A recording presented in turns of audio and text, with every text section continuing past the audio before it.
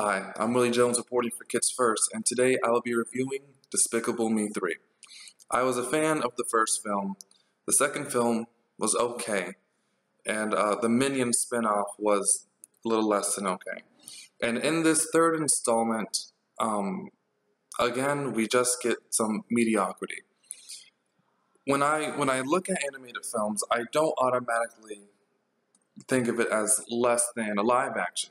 I often think animated films are better than live action, and I think that there are instances where animated pictures should have won Best Picture by now. However, one of my biggest gauges when I'm critiquing an animated film is, one, what's the target audience? Is it something like Anomalisa for adults, or is it for the children? Obviously, this is for kids.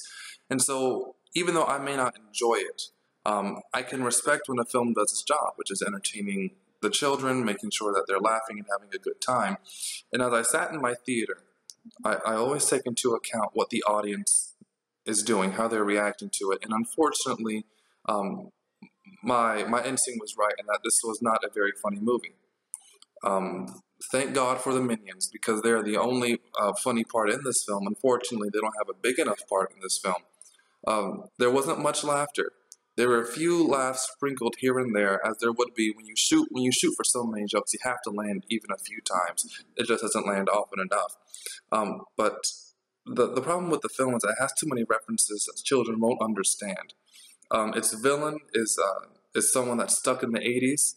That's not something that these kids can relate to. That's something for the adults. And even then, the 80s jokes really aren't all that funny.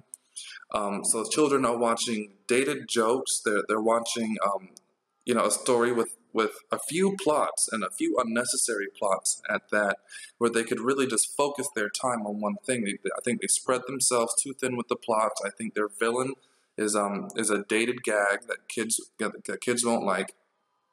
The only plus to this film is that it's quick. It's very well paced.